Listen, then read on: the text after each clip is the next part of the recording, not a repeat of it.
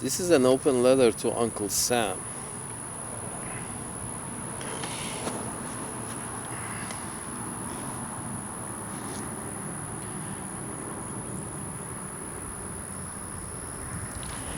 Uncle Sam, I'm sorry, but the British, the Brexit, you are responsible for it. I'm sorry, Uncle Sam, to say this, but you're responsible for Brexit.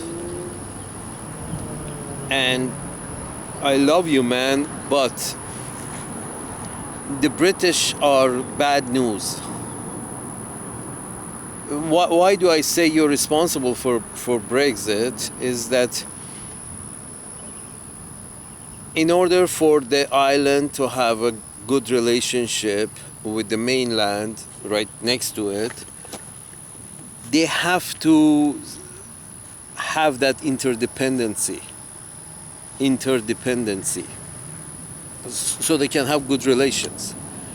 The island has to have an interdependency with the mainland in order to benefit. By going in and telling the island that, yeah, if you don't want to be with your mainland, you can be with us and we take care of you. That's the message Uncle Sam has been sending the British. That's the same message Uncle Sam has been sending to the Taiwanese. If you, the island, do not want to be with your mainland, we are okay with that. We got you. That means we're going to cover the extra cost of transportation that is going to take, to take our shit to you. We can, instead of dealing, we're closer with people who are closer. Instead of dealing with them, you have to, deal with us. If you deal with us, if you don't want to be with them, we got you. We cut a deal. We're going to subsidize your existence. This is basically what Brexit means. Means that, well, here's the thing. The British is always for their freedom and everybody else's enslavement. That's the whole British motto. We're special. But that's another story. But the story of basically what you have done, Uncle Sam, is you have taken back the British old empire and handed over to them politically. Uncle Sam, you have taken it physically, but politically you have handed over the British old empire back to the British with the Hindu fundamentalists. I feel it's a oxymoron. It's Hindu fundamentalists. How they have been able to somehow muster some kind of fundamentalism, some kind of absolutism in a very relative religion. That's it. That's gymnastics right there. But the whole point of they've created some kind of aggressive state in India, as aggressive as the Indians are going to get. But the whole point is that they're not very aggressive. India's whole motto is lack of aggression. But the British are doing their best to see if they can muster some kind of aggression out of Indians, to see if they can start a fight over there. Have a body over there in fight against China. Why there should be a fight against China? This is the British idea. This is a British idea. Do not mistake this. This is a British idea. The Chinese cannot be trusted is a British idea. This is not a logical idea. We're all we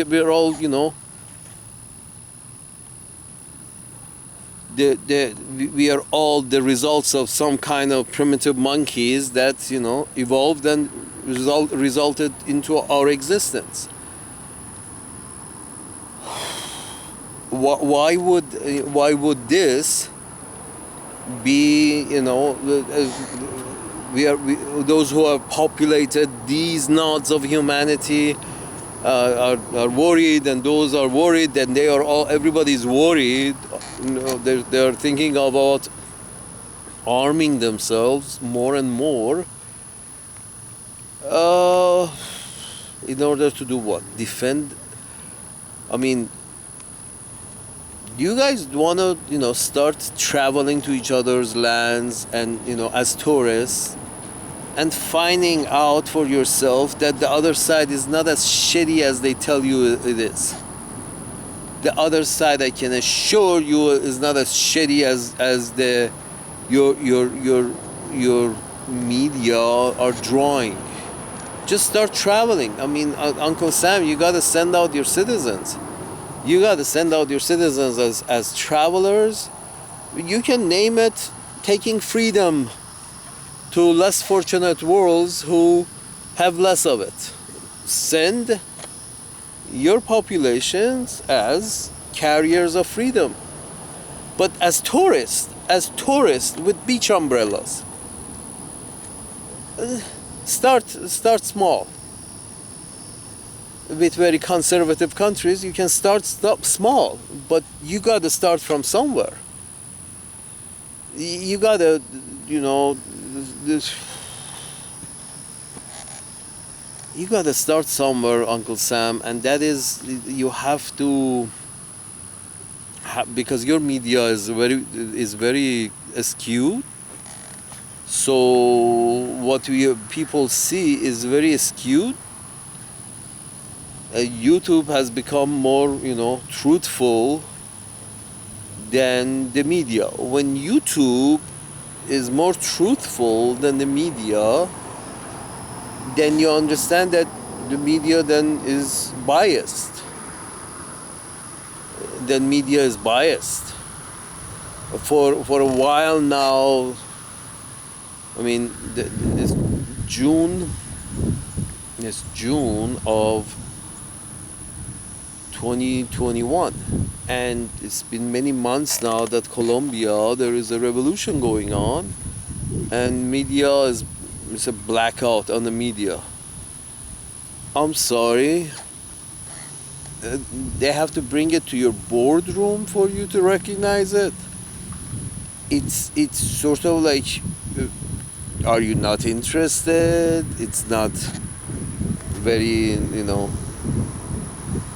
it's not consumer friendly, so we're just not going to talk about it. The only difference is both Venezuela and Colombia, they're both hungry, but Venezuela is a foe, supposedly. I'm not sure, because they're nationalists. Because you can't, attach, religion to the situation in Venezuela. They're just purely nationalist. The fuckers who are doing are in place now, who are doing this shit. They're nationalists, Uncle Sam. They're nationalists. What's the problem with that? No, corrupt. Saudi Arabia is corrupt.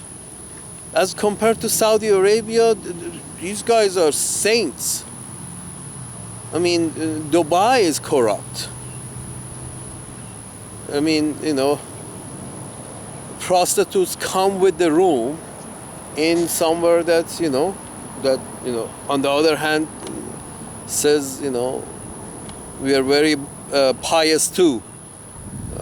They got pussy on the house, and they're very and they're very consider themselves very pious, all of them. Did I said pious? I meant pirate. But the point is this. The point is this.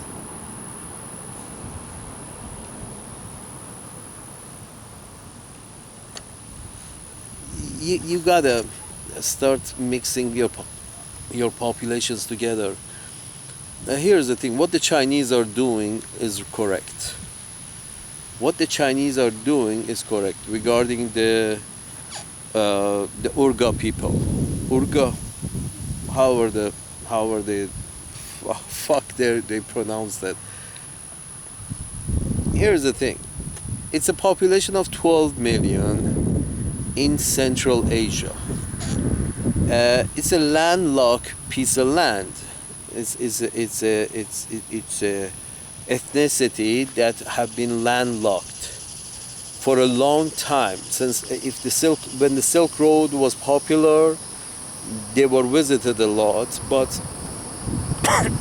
since the Silk Road had closed down, these Urga people are, one ethnicity that since the Silk Road closed down a couple of centuries ago, and more shipping by the sea a century ago, not more than a century, the steam engine.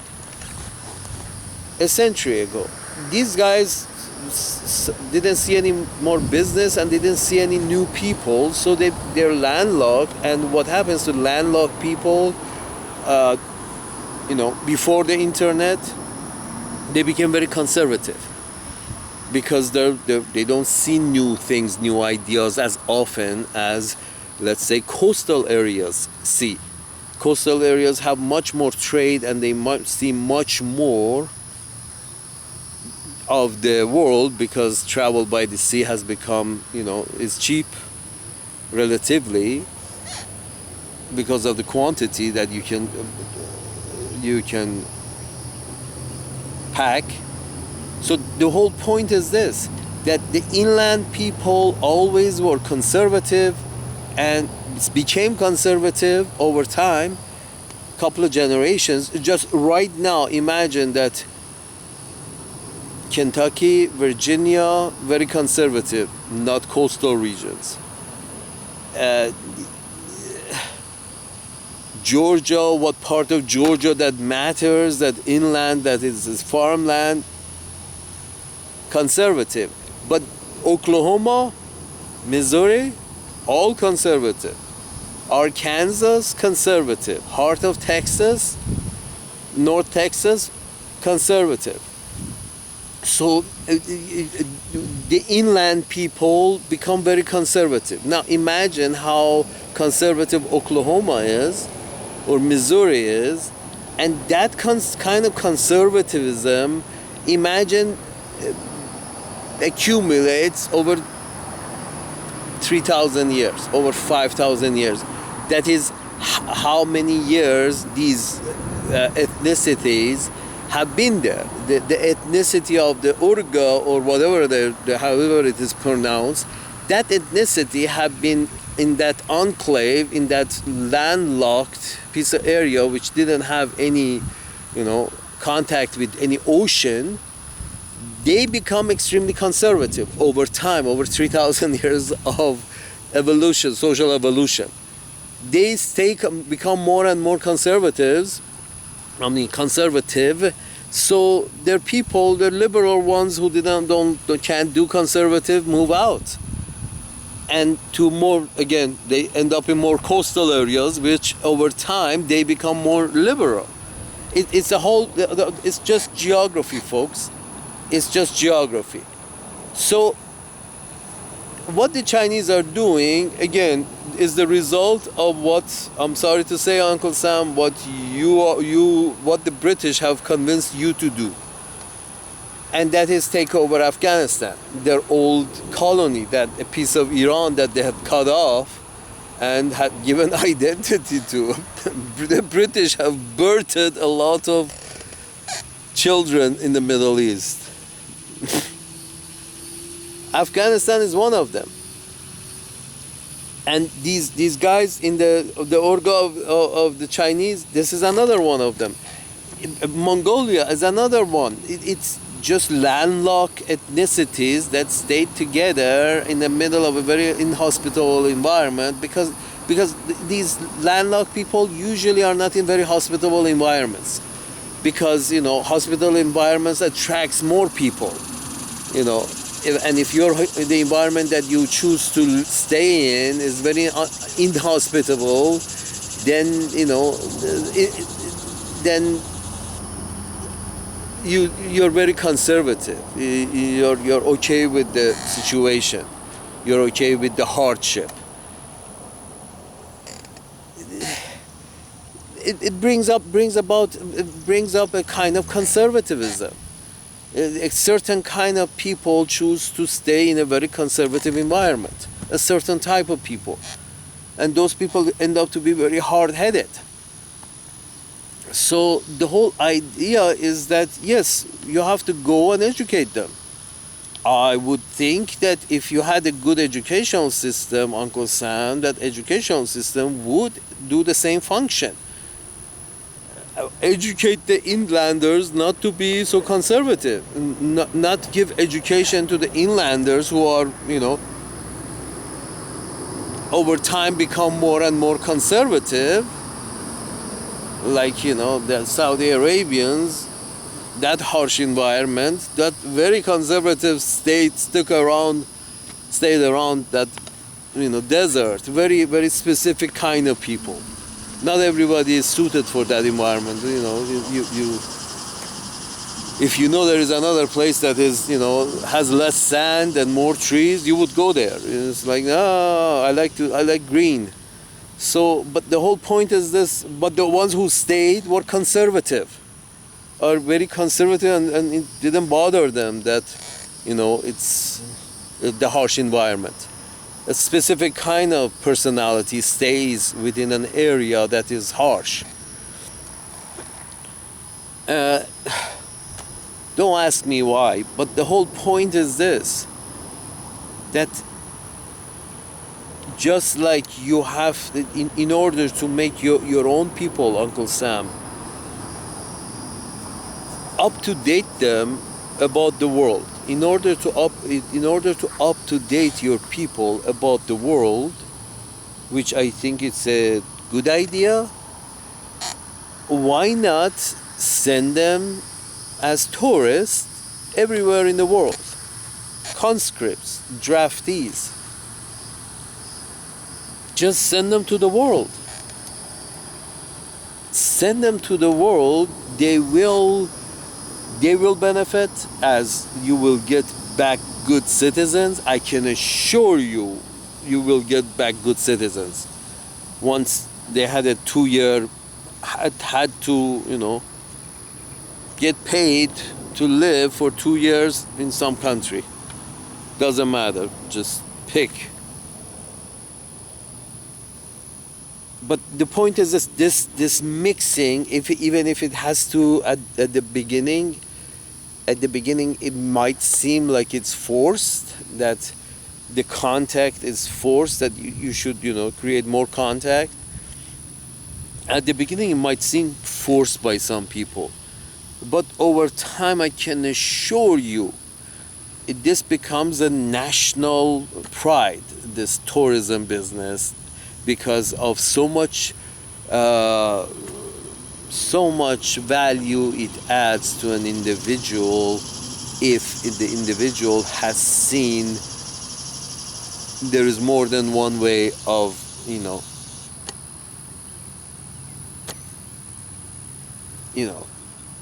eating a food or making a food. There is more than one way of doing that over a 2-year period in a different country.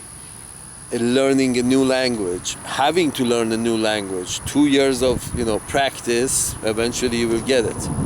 So the thing is this, you bring back much better citizens, much more grounded, both feet on the ground kind of citizens. And the trouble is you're not doing that. A very, very small percentage of travelers overseas, because the population, there is such a great piece of land that you have put together, Uncle Sam, that there is such a variety that in one lifetime you may only see one land, and still there's more to see, because it's a great piece of land that you have put together, Uncle Sam. But the point is this,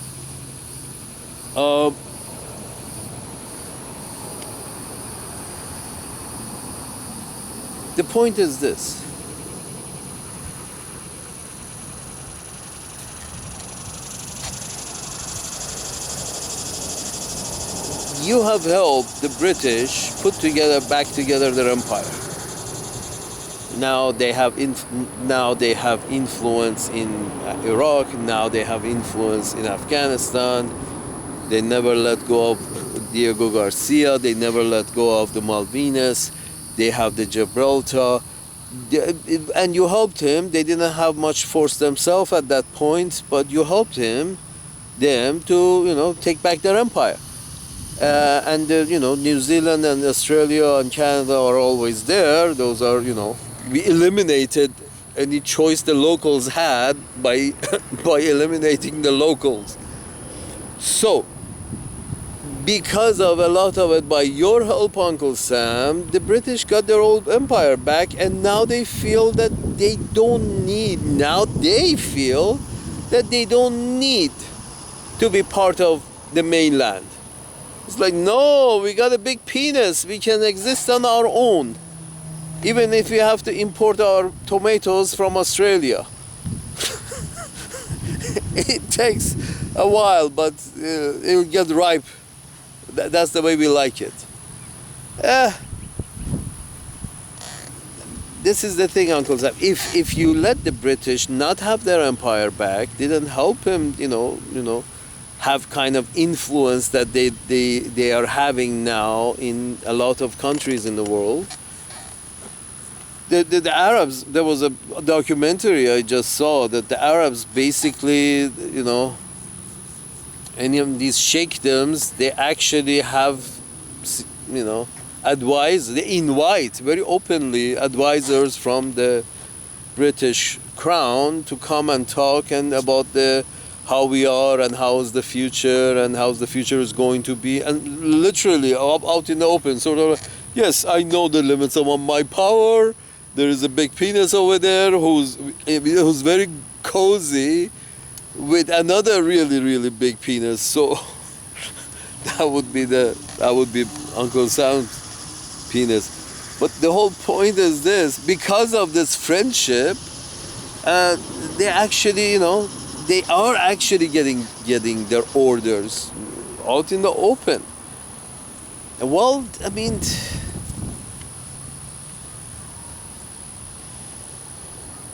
Uncle Sam, by helping the British, by helping these little islands that are so close to the mainland, by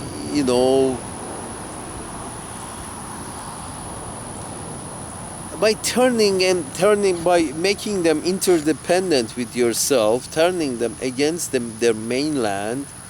We're talking about Madagascar to Africa. We're talking about Sri Lanka to India. We're talking about, for many years the British were okay with that violence that was taking place in Sri Lanka, because they wanted, Sri Lanka was on their side. They supported the Sri Lanka side, who was fighting the Indian side on Sri Lanka island. Eventually the British side won. Yeah. Because having an island right next to the mainland is the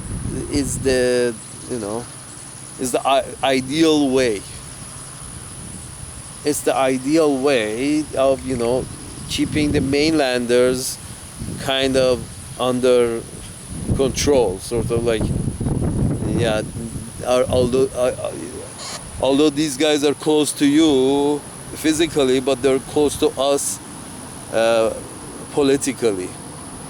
Yeah, that's just somebody's playing chess, but I have a feeling the Chinese are playing Go.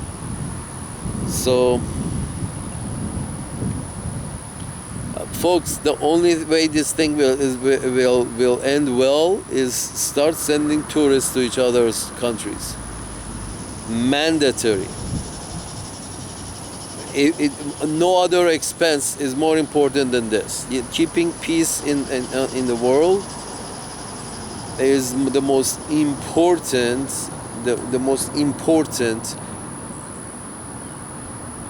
thing in the world is keeping peace.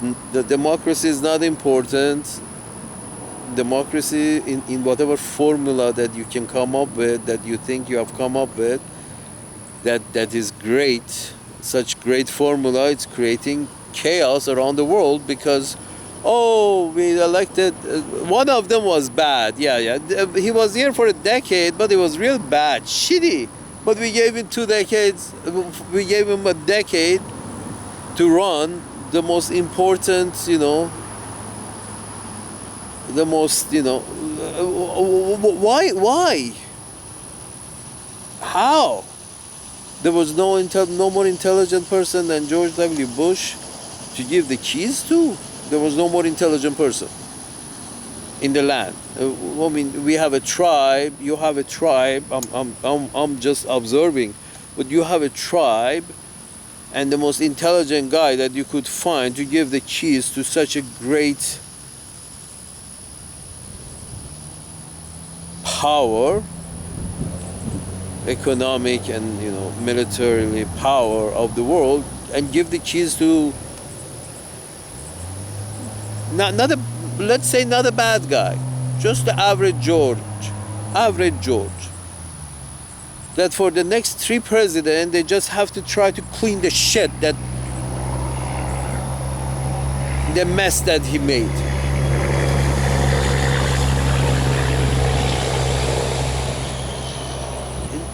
I mean,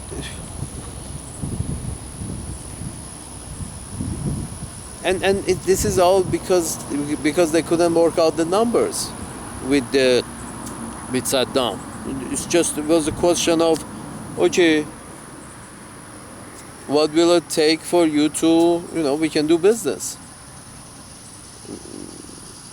It benefits your people, benefits our people, more business, better situation. So what was wrong with that to come up with this idea? I mean, here's the thing, Uncle Sam, forgive me for saying this, but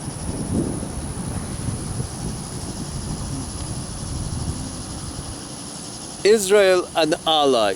Okay, I love Jewish people. I can become Jewish tomorrow if anybody is willing to do the ceremonies, no problem. I will continue eating pork, but if you want to, make me Jewish, I'm available tomorrow morning.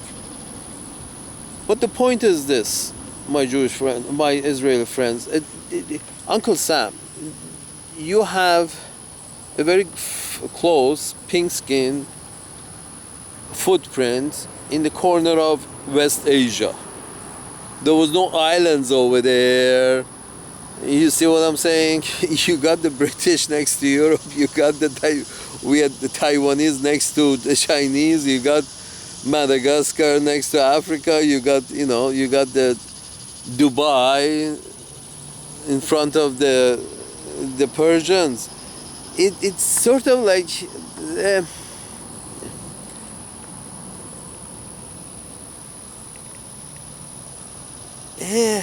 Does it make sense? I mean, if you can solve everything by visiting each other more and trying to intermixing, which is exactly what the Chinese are doing with the conservative people at the heart of their land. It's hard, physically hard, way back in the middle, but they are, they have only a conservative population have remained there, and they have become more conservative over the past couple of centuries, even more conservative because all those silk roads that pass through there closed down. And the Chinese are like, okay, we need some kind of integration, some kind of population shifting. We want to be under the same roof because under the same roof we are more powerful. Well, the British are not happy. The British are happy when there is these conservative areas remain inland in Eurasia, so the British can once in a while there is a skirmish, so the British can send force in to reinforce their own influence. When there's a skirmish, everybody, everybody is, those who want to have colonialist ideas in mind. Every time there's a skirmish, they jump in with the guns, sort of like, we are here to secure the place. Okay, now we have the title to this land. We have to make it secure. You motherfuckers couldn't make it secure, so we have to make it secure. That's why every couple of decades, the British visit Afghanistan. Every half century, the British revisit Afghanistan. Folks, these conservative inner areas can either be, invaded the way you did with armies to try to bring them into 21st century, or they can be, re-educated, taught some things, brought some ideas into their mind to keep the whole thing together, to keep the whole thing working. What this idea of independence, it does not make sense. You see, United States of America is powerful because it's a United States. If it can consider Mexico and Canada in the same basket, you have North America. This is within one basket. This is powerful, but this idea of independence and then United Kingdom, again, keeping everybody under the same roof, at least in their fucking island, united. But then these folks, I'm sorry to say, my Uncle Sam, but you're one of the ones who say, no, everybody else should be independent. Everybody else should. If you got a tribe, we give you a country, we call it Kuwait. It's like if you can put 100 people together in a corner of a fucking, by the sea, if you can put 100 people in your tribe, we give you a piece of land. Close off Iraq from warm waters. Folks, it's just, the British are doing this. The British will continue doing this.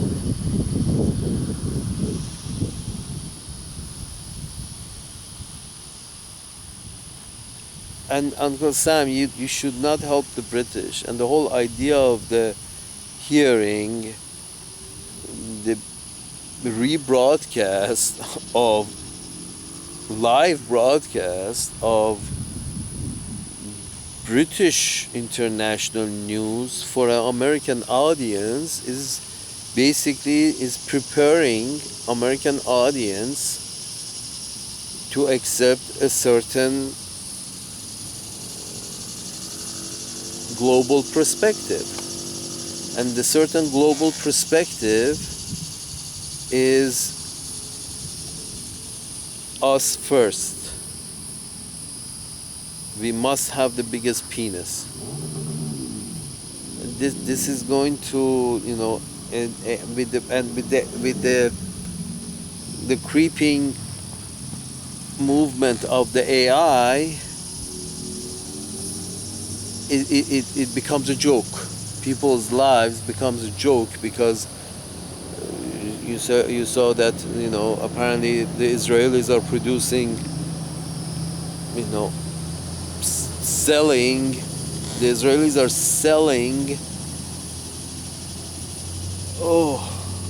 autonomous drones which autonomously look for enemy vehicles and then crash into them.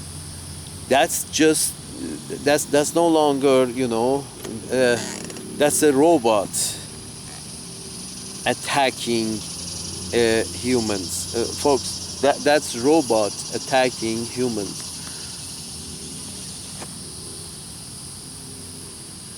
Folks, that's robots attacking humans. in fact, that guy, that that the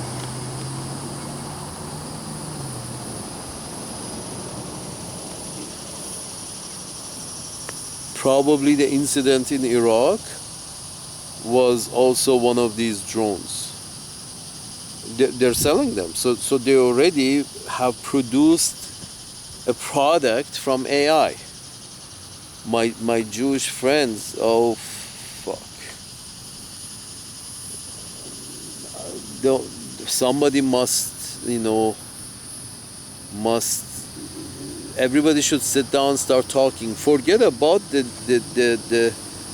this is not going to end well. Giving robots the ability to seek and destroy, giving robots that the drone is a robot, is a kind of robot that flies. We haven't perfected robots running on the road, but we have perfected robots flying in the sky. And the first thing we are doing, telling these robots that can fly in the sky,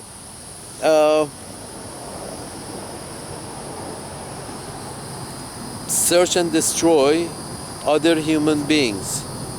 They've used it in apparently this war between Azerbaijan and Armenia. The Azeri side apparently have used them.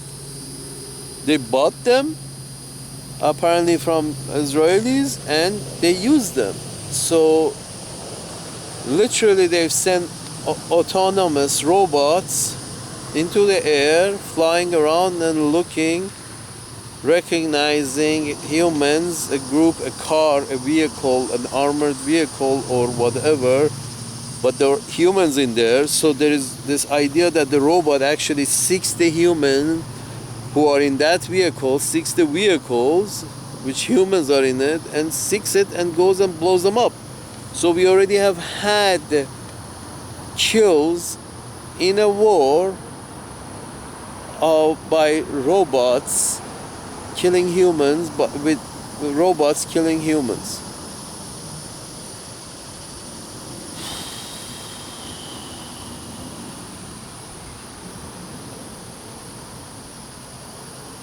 Folks, you gotta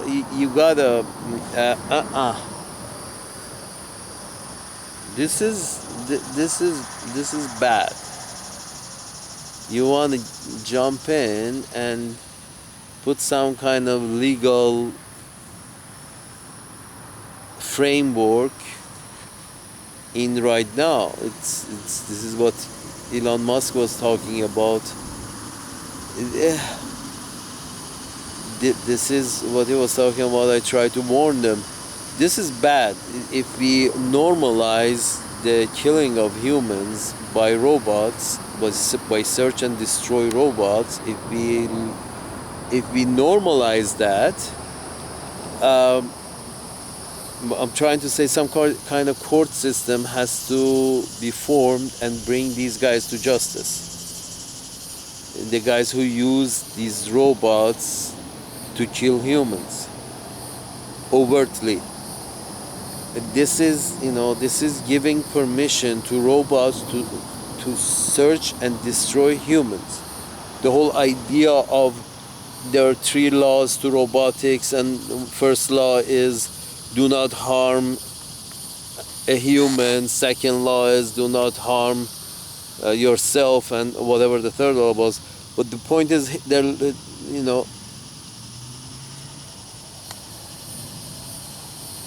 we are just literally have stepped over the first law of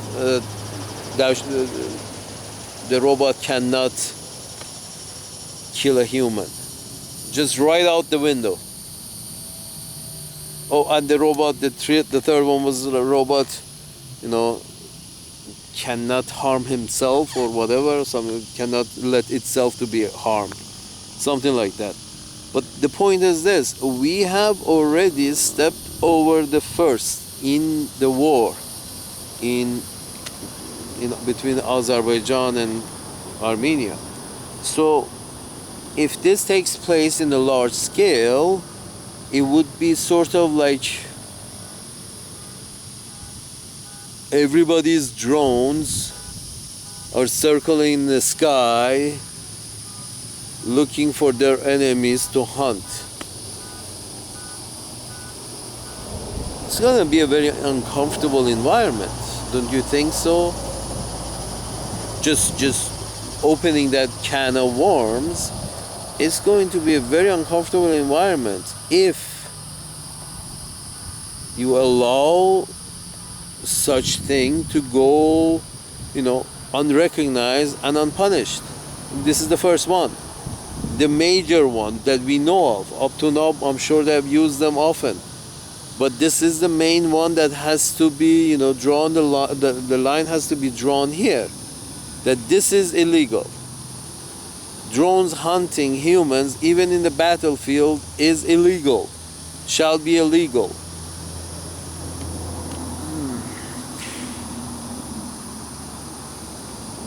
Folks, you're going to eliminate yourself from this planet. Oh, fuck.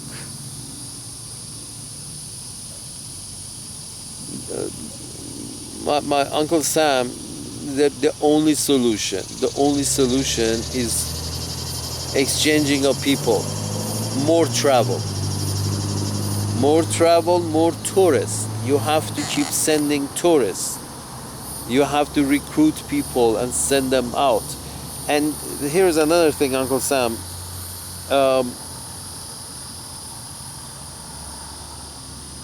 Inflation. If you're worried about inflation, you can continue paying these people to live, but because you still may have to come up with some kind of universal basic income, but you still have to pay. So demand 2 years of their life that you still pay for overseas. 2 years. People between the ages of 18 and 30. And after that, every year, people who reach 18 enter into 2 years of tourism. Tourism for patriotism. It's a patriotic thing to do, to go find out how awesome we are. Show them how awesome we are as a tourist. How our ideas are better than theirs as tourists. We're gonna talk about our ideas with the Africans. We're gonna talk about our ideas with Asians over, roasted chicken, roast duck. It's much, much more pleasant. Then that's what. And if you allow your population, Uncle Sam, you give them this patriotic duty to go and talk man to man, as tourist to tourist, as tourist to local, over roast duck. Your people and their people sit down and talk. Once they go back home, they have a much better understanding of the other side. Their side, that side is probably wrong, but at least they know why they're wrong. And also, Uncle Sam, first of all, it will solve inflation. The money will not be spent locally. You can spend the money, Uncle Sam. That means you can print the money, but you're not going to create local inflation. If this money has a way to somewhere to go, not into the Wall Street, but into shed holes through your tourists. In that way, Uncle Sam, that shiny city on the hill, that would be it. That these people go there as tourists, and their money helps the local economy. The money that little money that they spend helps the local economy, and Uncle Sam will again be the shiny city on the hill that all these goodwill Americans come and spend their money. Uncle Sam, you gotta stop these cruise businesses. Cruise ships must go out of business. You gotta subsidize your people to become tourists for 2 years at least. A 2 years tour of duty as tourists, luck of the draw.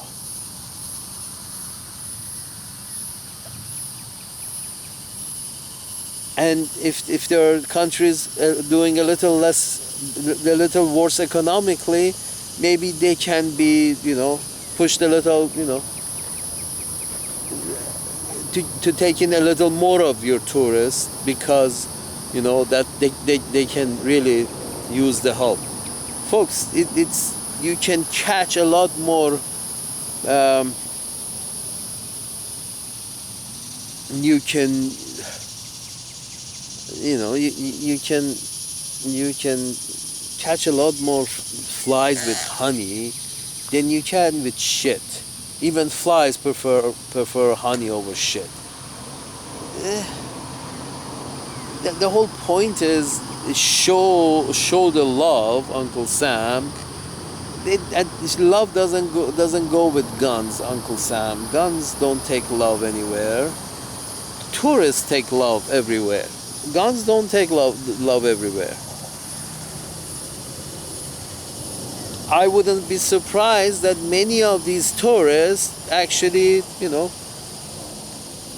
a large percentage of them relatively will get married to some local within those 2 years.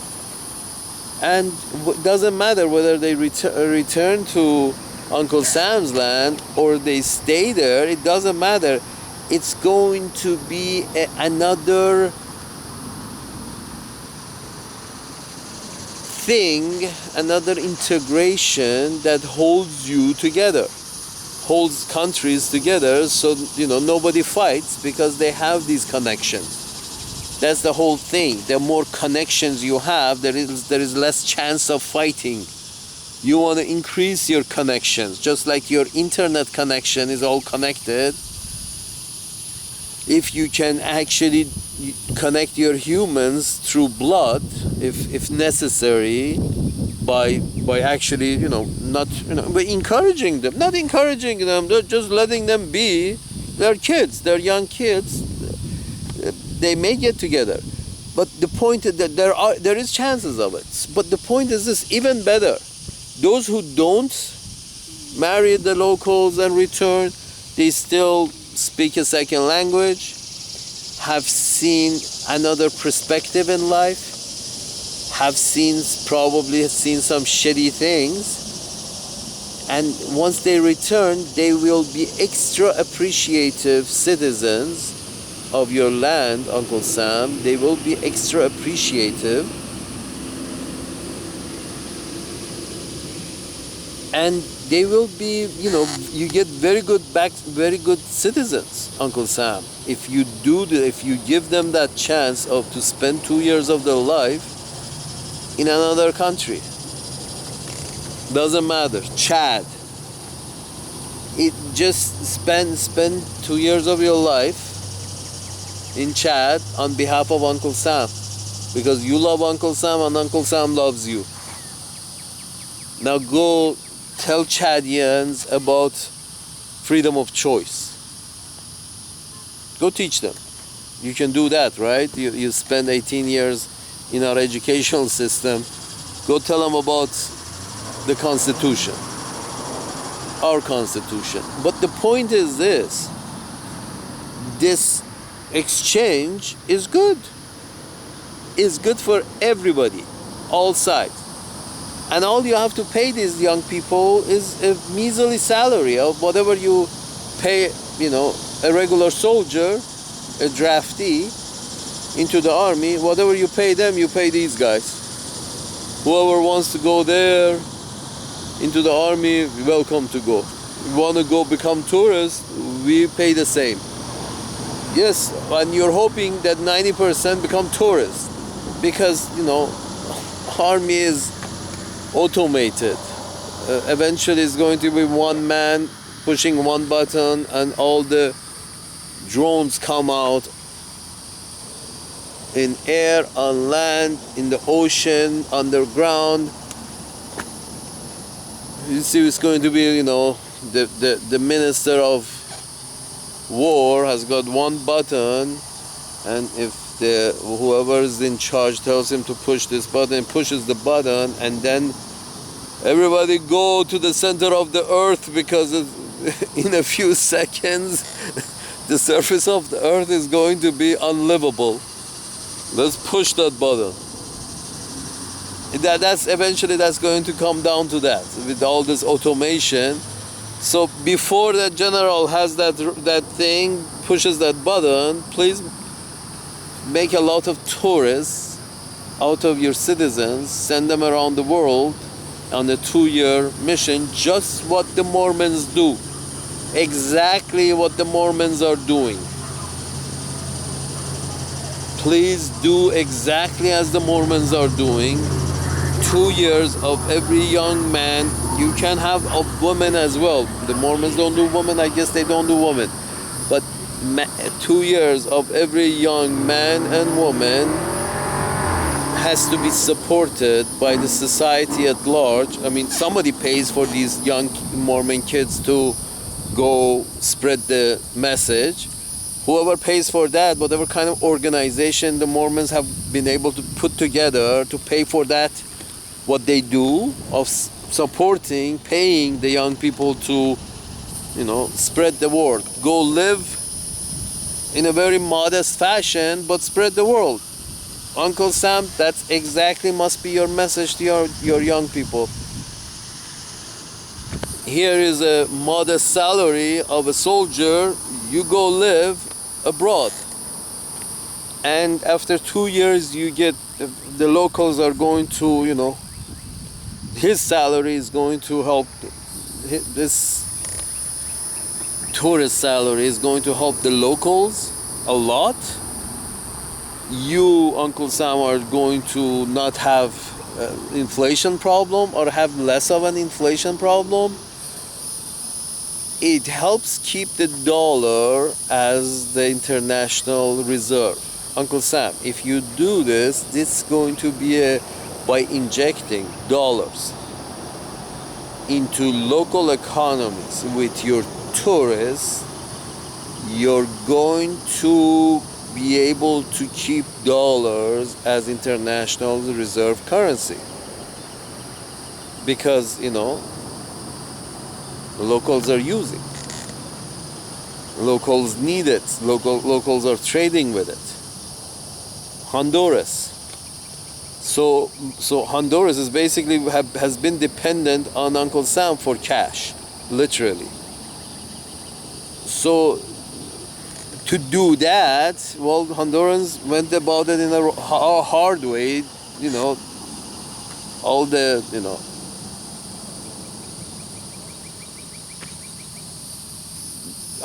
Americans then didn't go to Honduras. It was the Hondurans that came, and eventually the culture and the whole system became so similar that they look so similar to Uncle Sam. But it's not because of the tourists. So what has happened to Honduras, if you want it to happen to other places, God forbid.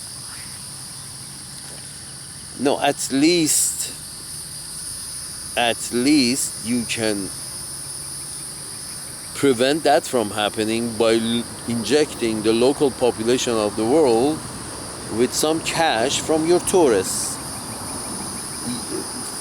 It's very good public relations. You will look good in terms of the shining city on the hill.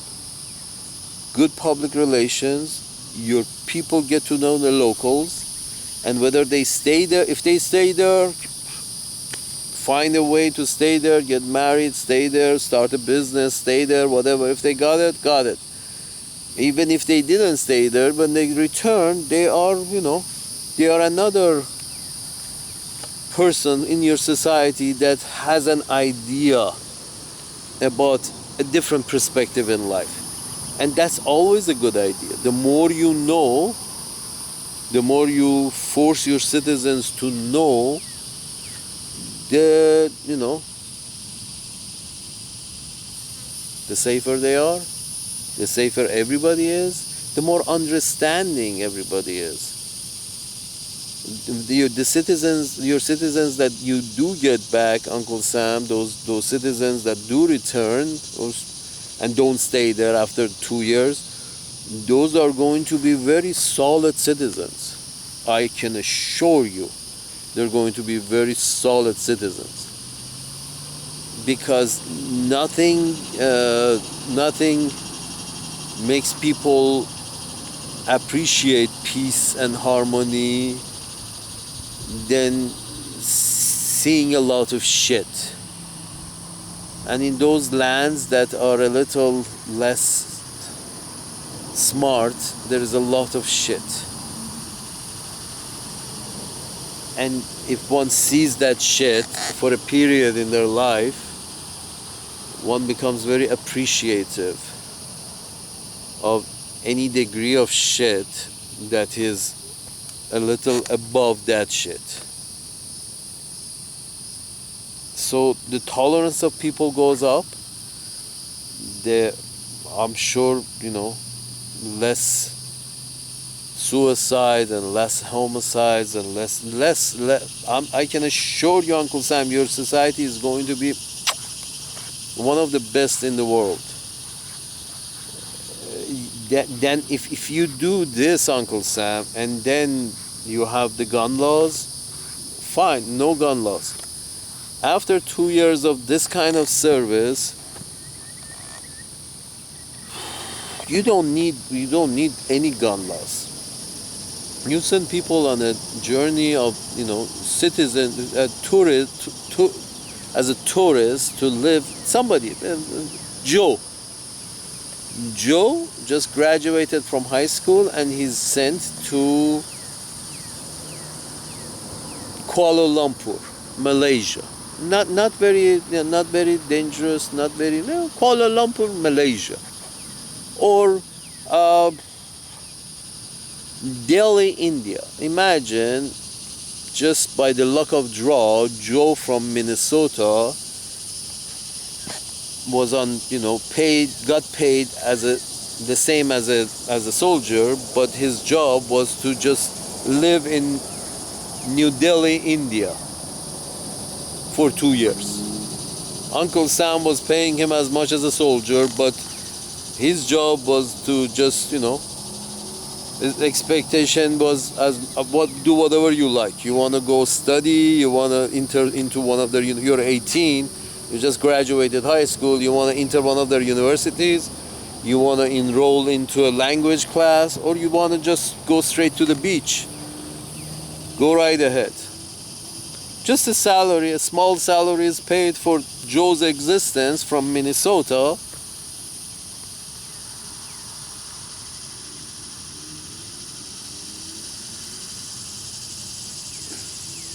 Or from Wisconsin, if you give a chance to your citizen to go, and not a chance, at first it's going to be an obligation that every young man and woman has to Uncle Sam. 2 years of,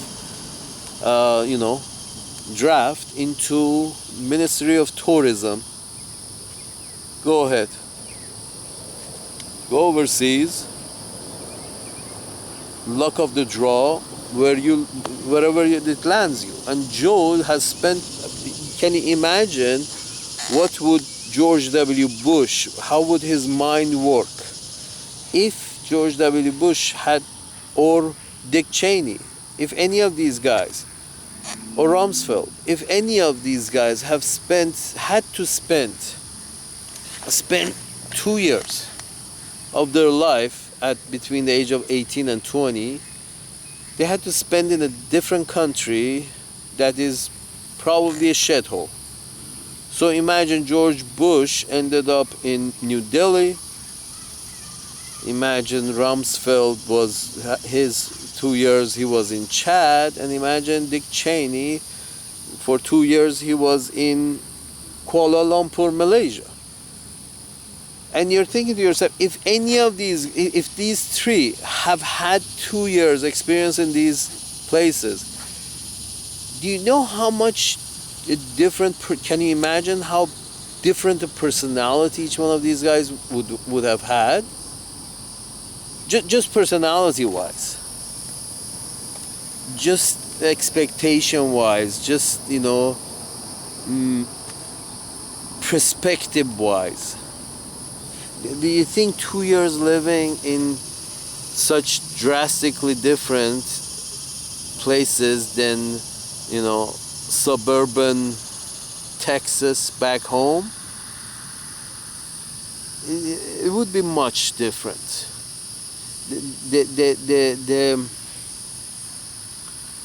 The personality that is formed,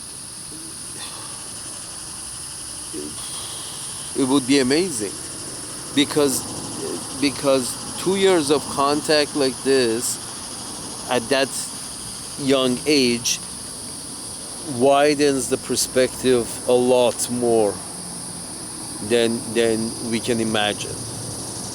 Just the 2 years. But if they do become attached to that new land as tourists, they suddenly become attached. Let's say they start a business or they start a job that they don't want to let go, or they get into a relationship that they don't want to leave. If that that bondage becomes even stronger, even better, Uncle Sam. I mean, what is there to lose? There is no loss in this, what I'm saying. There is absolutely zero. It's all gain. All sides win. If this is implemented. If this is implemented, all sides win. 2 years of every young citizen's life after high school, 2 years mandatory tourist service. Luck of the draw where you end up. It would bring amazing results, Uncle Sam. Amazing results. Somebody should give it a try.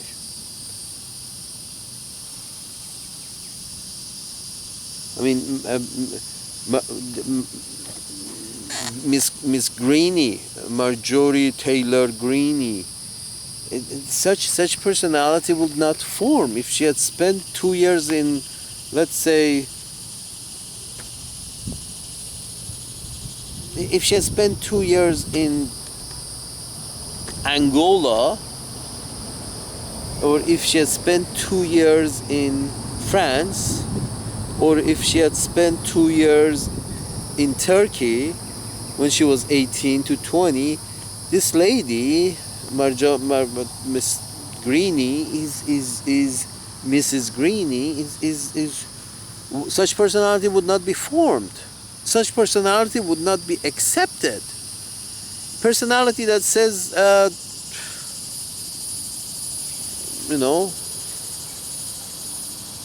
I don't care. Oh, that was another lady at the top of the Republican ticket.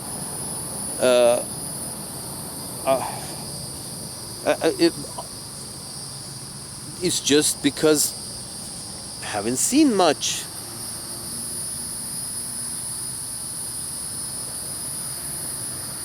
For a long time.